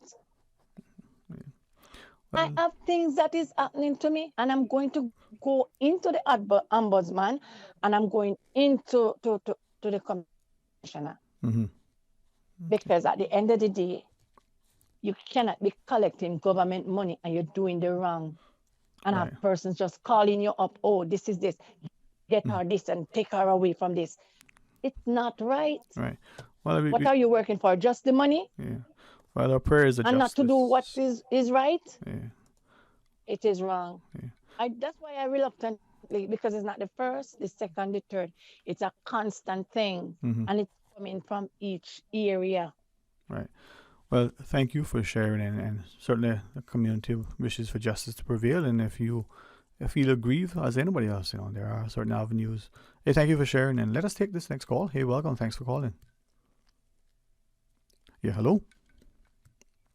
Welcome. Thank you for calling. Yeah, good afternoon, Dwayne. Hey, how are you today, man? You enjoying the wonderful blessings from on high? Oh, I've been waiting for this very long time ago, man. Yeah, it just comes and hopefully it doesn't bring anything unwanted or unwelcome, no? Okay. Yeah, you don't need to be standing up in line by the gas station with gas tanks. Or begging little water out of our houses because of flood, right? So I hear you, man. I hear you. Yeah. All right. Rich or poor, you got to stand up in that line. Well, there's a dear reckoning for everybody, but it's in that line or another, right? So, yeah, man. Talk to me. Well, police are supposed to serve and protect, not go around harassing people and looking trouble for people, because that can lead to some serious things occurring. That's why the police in the Cayman Islands need to start wearing police cameras, like what they do in the United Kingdom and like what they do in the United States. So if there's any harassment going on by the police, it can be recorded. So I don't know what they're waiting on to make these police put on cameras, so that if anything occurs, it can be recorded and it can be shown in court if it needs to. But when Mr. Wayne Panton's government was in, they tried to pass a law concerning sexual harassment in the workplace. You remember that? Okay. Well, while they were working on passing that law, a member of the Legislative Assembly approached a civil servant in the government building and approached them very disrespectfully, verbally, made sexual advances towards them verbally. And that member of that Legislative Assembly should not even be allowed back in the government building, especially around that woman who works in the government building too. And about 2 weeks ago, Thursday night, on Watercoast Road in West Bay, a member of the Legislative Assembly was by a store with a handful of $50 bills and giving people $50 to feel up his private parts.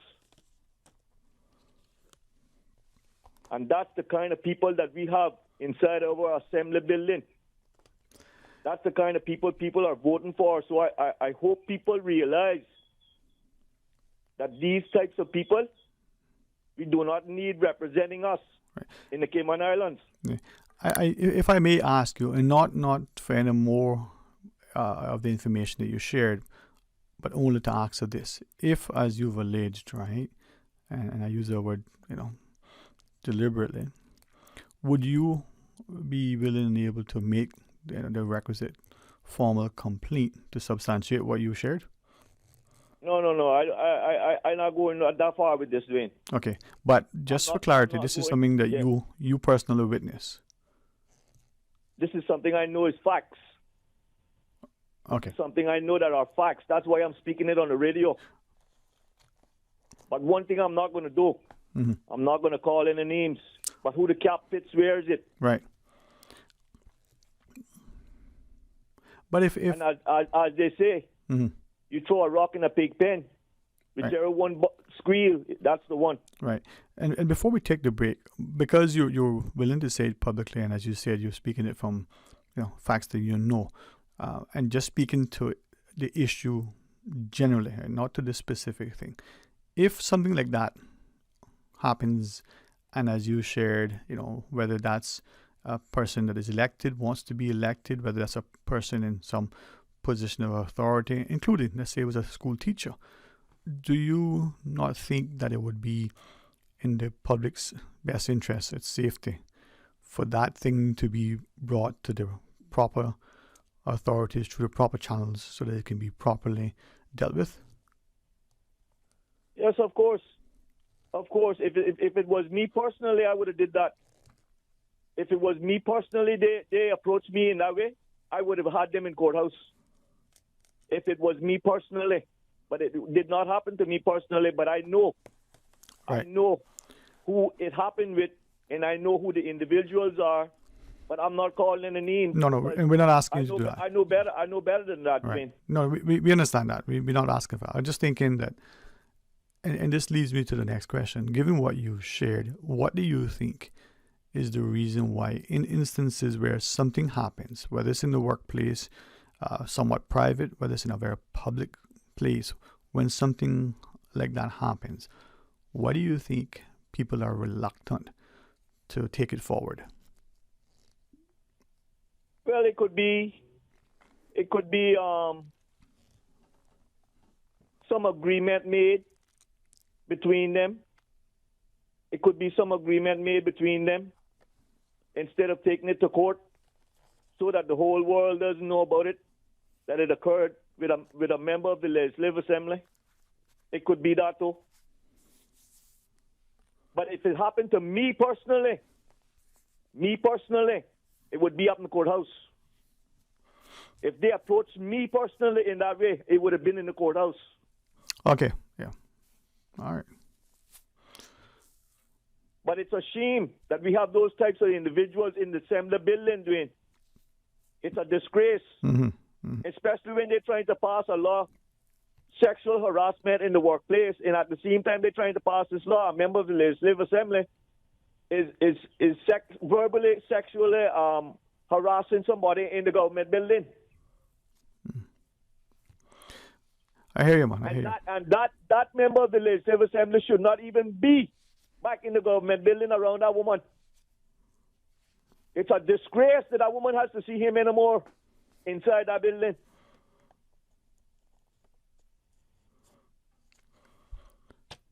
All right, man. Yeah, thank you, right? Thank you. And where are we taking the last break? All right, well, we'll do that and we'll join you after. Stay tuned.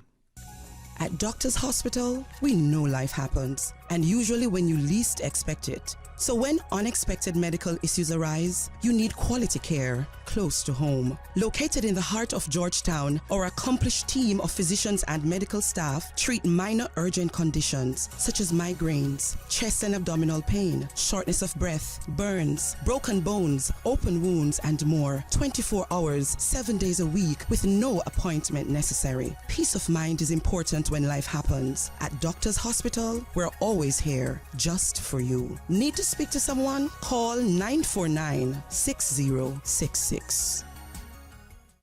Summer's heating up, and so are the good times. Whether you are out on the water, enjoying the beach, or gathering with colleagues for an office bash, make it a feast to remember with Subway.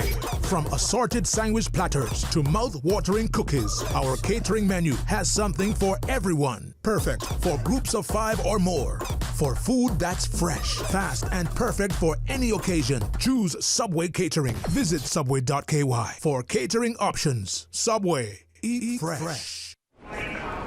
You know who this is? That same old girl that went to Hollywood and Panama? Well, guess what? The fun ain't done yet, because this year, I'm going to country concerts in Denver. I got kick up my heels in Times Square. I got keep living the dream with Cayman Airways. We so blessed to have them. I tell you what though, this old girl's feeling younger than ever. Make your travel dreams come true with Cayman Airways, offering international non-stop flights from Cayman to New York, Miami, Tampa, Denver, Los Angeles, Panama, Kingston, Mobay, La Ceiba, and Havana. Enjoy free rum punch, free in-flight entertainment, free seat selection, and free meals on select flights. Call 949-2311, contact a travel agent, or visit CaymanAirways.com. Discover your dream home with Cayman National's home loan. Get up to 95% financing, repayment up to 40 years, and just a 0.5% commitment fee. Your interest rate? Depending on your risk factors, it'll be fixed or variable. Plus, you get a pre-approved credit card. This is a limited time offer. Dial 949-8300 or email lending@caymannational.com today. The Passport and Corporate Services Office is advising travelers to check their passports to ensure all is in order ahead of summer holiday travels. Travelers should check their passport validity, verify entry requirements for the destination, and apply for or renew passports and visas early. For more information, call 345-649-7678 or email passportandcorporate@gov.ky. Cayman, mark your calendars for the high-speed thrills of the third round of the 2024 C1 National Tour, Sunday, June 30th at South Sound Dock. Current division leaders Nathan McLean, Joshua Watler, Hayden Green, and Ryan Dixon look to defend their top positions on the open waters, but the rest of the pack is on the attack. Gather the family and enjoy a fun-filled day of thrilling races, delicious food, and cool treats. Admission is free. Be there to catch all the action live with the Cayman Islands Watercraft Association. Round 3 of the 2024 C1 National Tour, Sunday, June 30th at South Sound Dock, starting at 11 a.m. Proudly sponsored by Car City, Cayman Islands Coast Guard, Cayman Islands Fire Service, Pepsi, Fast Signs, J&M Equipment, Ministry of Youth, Sports and Heritage, Party Animals, Sea Breeze Charters and Jet Ski Rentals, Verdant Isle Farm, Health City, Cayman Islands, National Logistics, Onshore IT, Ministry of Tourism and Ports, Radio Cayman, and Breeze FM. Miss Global International Cayman Islands Philippines 2024 will be having a community yard sale on Saturday, June 29th and Sunday, June 30th from 7 a.m. to 1 p.m. at the Airport Park, 136 Dorsey Drive, Georgetown. Have items to sell? Call 939-2223 or email missglobalcayman@gmail.com to rent your space. Pre-registration is $25 CI per seller or $30 on the day of the sale. Shop and sell kids' clothing, baby items, toys, household items, used and new items as low as $1. Come out and support the Miss Global International Cayman Islands Philippines 2024 Community Yard Sale. 2 days only, 7 a.m. to 1 p.m. on Saturday, June 29th and Sunday, June 30th at the Airport Park, 136 Dorsey Drive, Georgetown. Attention parents and guardians. Registration for Cayman Islands government schools for the 2024 to 2025 academic year closes on June 30th. By law, all children turning 5 by August 31st must be enrolled in an approved government, private, or homeschooling program. Don't miss out. Visit schools.edu.ky/registration to learn more and secure a spot for your child today. This message is brought to you from the Department of Education Services. Radio Cayman's Talk Today.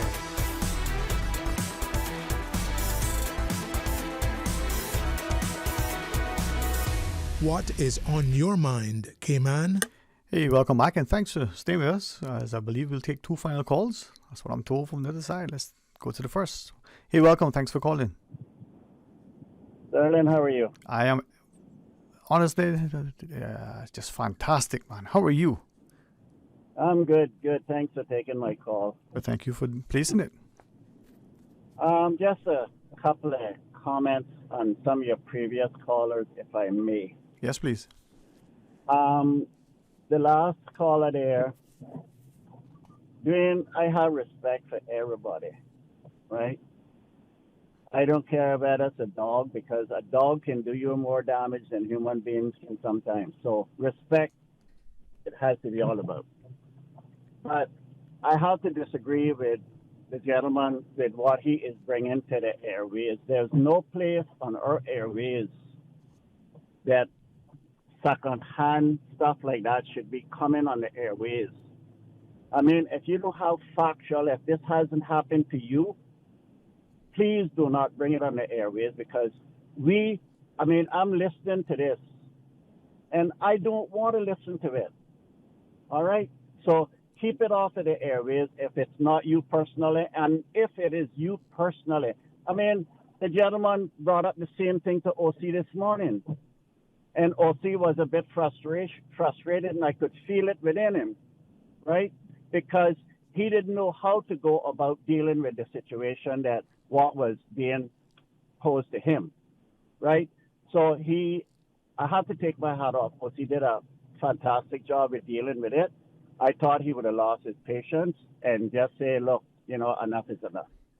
But he didn't. Mm-hmm. Anyway, that's one of my thoughts about that. Okay. The lady that you had on earlier, I'm not sure, is it Carrie? Yeah, I had a couple of, a number of different female callers. Well, it was the lady that was complaining about, she had some issues some time back with the police, and as far as results and that was concerned, she got absolutely nothing. She got nothing done, and she was very frustrated, and I could feel her frustration, right? Mm-hmm. And I mean, sometimes we have to sit down and just listen to people, to get stuff like that off of their chest. And my heart went out to this lady because I know what she is experiencing, and it's not good. And the part she did bring up about the apparently you had someone on there earlier. I think they were from government. The guest earlier was the Chief Superintendent, Brady Ebanks, and the police media liaison, Mikhail Campbell. Thank you. Yeah. Thank you for that. That's correct. Well, she wanted to pose a question. She had a question. This is my take on that, Dwayne. Mm-hmm. Anytime any official or anybody from the government department comes on the talk show, and if they cannot allow the people of this country at least 30 minutes at a time, we as the people, me personally, I don't want to hear nothing they have to say. Because if they can't take some input from the public or have a couple of questions answered, don't come on the talk show and waste our time. I don't want to hear it. And that is exactly what that lady was saying also, because she had a question that she wanted to pose, and she couldn't get the time because they wouldn't allow the public to pose a question. Okay. So that was a bit... Yeah, just for clarity though, in this particular instance, I mean, I do support your contention that perhaps public officials should be available and allow access, to the public to ask. Now, two things. One, if the police, for instance, having a public meeting in one of the town halls, how many of us attend? That's a different discussion. But in this substantive, matter, we're not aware of any calls being fielded while the police officer was in the studio just then. They would have willingly taken calls. They came in for a short time just to say, hey, listen, the amnesty is on. This is how it's going to be conducted. This is when it's going to be conducted. And we kind of limited the conversation to that generally. But no calls were, that we are aware of came through on the boards that we could see. No, but Dwayne, you understand what I'm saying. I agree. Regardless of what the I agree with you. may be, Right. There's always someone that has a question, right? So, I mean, we can kind of dance and wiggle around, whatever, but, I mean, the fact still remains is that, give the people a few minutes of your time and answer a question. Right. No, I agree. I mean, Yeah. you know, thank you for Sorry. being with that. Yeah, no, but I appreciate it. Yeah. That's the way I see it. No, and Yeah. Go ahead. No, thank you. And as I shared, I agree with you. I mean, if public officials, from police to politicians, are in, even pastors, in the studio and people can engage them, that's good if it's a public meeting. I just wanted to be as clear as possible that in this instance, no calls were put through, Dwayne, there's so many questions I would like to ask the traffic or the police department. But you know what? I've been waiting. One time they were on there, and I could not get onto the talk show to ask questions that I see that needs to be addressed. I mean, this is not accepted. I mean, they need to come on the show and answer questions that the public has and concerns that we, as the people of this country, have to experience and deal with every day of our lives. Right. I would support. Yeah, I support you in saying that there needs to be that level of accessibility and accountability and and ability to address.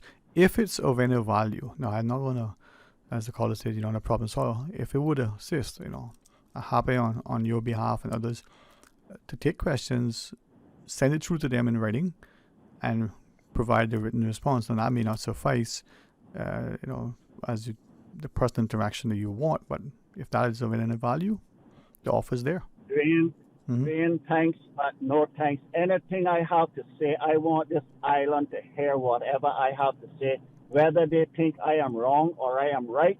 Right. I have nothing to hide from anybody, and I think Yes, sir. a long time before I come onto your talk show and make statements that I cannot back up. Fair enough. Anytime I come onto your talk show, I try to come here with facts. Right. Right? No guesswork. Right? I don't believe in that. Right? So that is my take on that. I am not writing into any law enforcement or any department because you know what? Most of the time, guess where it goes? Yeah, I hear what you're sharing, and you know what? Hopefully, it's something that we can address going forward. All right. Well, thank you very much, Dwayne, and have a good weekend. Thank you too, and hopefully you'll enjoy it. And thanks to the team for giving us, a couple extra minutes into the, as this is overtime, right? It's a Friday. Monday is a holiday. Some of us we celebrate it. Some of us we're not quite sure why we are, but for those who do, it's not just the last holiday officially until, November. It's the start in this instance of the gun amnesty, as put on in partnership through the RCIPS. Now, have a great, safe, and enjoyable weekend. It's raining, the roads are wet. Weather service is, are reminding us that there might be some weather in the making. Be sensible. Start your preparations now as we're in the hurricane season. That may just put you in a position that you don't have to be so frantic and hectic and running around and getting the things that you need. If you have the resources to buy a couple of extra things, as my uncle always did, every week during the hurricane season, as he sent me to the shop, he picked up a couple of extra things. And, when the hurricane season was over and he didn't need it, he had a lot of stuff that he could already use, so he had sort of pre-shopped. Do just that. If you are out and about getting stuff, the roads are congested, you're in the supermarkets and other places that you go, a little patience can go a long way. A little bit of silence and civility will be well. Many of us have alluded today that there are many in our communities who lack, how would you say, decency, humanity, humility, consideration, compassion, just good common sense, maybe even more things. But if a society is accepting of people acting in an egregious way, offenses and inflammatory and otherwise just unsavory, that's on us if we accept that. If actions just like we saw exhibited, just recently, the Honorable Minister J. Ebanks says to the property owners, you put these things up along the roadways and we're going to tell you to remove them, and if you don't, we're going to remove them. He did that because it was brought to his attention as a result of the public's outcry. So if we work together, we can achieve great success from the things that may be, in our minds, simple and insignificant, become important when it improves the safety and quality of our lives. So as we walk our dogs, are they muzzled and leashed? Do we have those little bags to pick up their drop-ins? Are our dogs in our yards so that when people are walking by, riding or otherwise, they're not rushed? But what about the way we conduct ourselves? Are we carrying around deliberately, consciously, machetes, cutlasses, whatever you call them, in our cars to inflict, just in case somebody troubles you, or because a few French fries short of a Happy Meal? These are not things that we want in our society, and it's time that we stop this nonsense. And maybe it's time that we find that thing that we always call for, but we're afraid to step up and have. And when someone does, let's see how the response will be. I don't know about you, but enough is enough. So let's see what we could do. And I got the gentleman that called earlier that asked about employing the homeless. Do we see people? That song that we often hear, I think sung by Phil Collins, Another Day in Paradise. He talks about how, the person walks by and ignores the woman, and despite you see that she was crying. Well, are we turning a blind eye and burying our heads in the sand, hoping that through that willful blindness, the policies that exist will somehow self-correct, or that the problems that are in our communities will go away if we pretend it doesn't exist? Or if we ourselves don't pay our bills, you think the lights will stay on, the food will be paid for, the rent, or the loan? I don't know. I don't doubt it. So if you're not responsible and accountable, and if you're not willing to do the right thing because it's the right thing to do, whether or not you're employed or you're in a position of authority, that's on you. But when that becomes inculcated in the society, that's on us. And that's not a community that I want. So when you hear decisions are made and actions are taken and you find yourself on the wrong side of the fence, ask yourself, did you put yourself there? Were you thrown there? Or are you willing to step over and stand up? Time is nigh, my friends. Time is nigh. Until Monday, have a wonderful day. Enjoy your holiday on Monday. Come back, God's willing, for Tuesday, as we're going to do our best to invite you to be a part of a very engaging and productive summer season of Talk Today. Because who knows what, the new and the next chapter will unveil. Until then, be blessed. Talk Today is brought to you by Subway, open 24 hours in Countryside, Anderson Square in Georgetown, and Centennial Towers in West Bay. And by the Ministry of District Administration. Explore your history, explore your land, explore your sister islands. And Cayman Airways. Call them on 949-2311 to book your nonstop flights to Los Angeles and Panama. And Digicel, Cayman's bigger, better network. And Doctors Hospital. Peace of mind is important when life happens. Doctors Hospital, always there for you. Call 949-6066.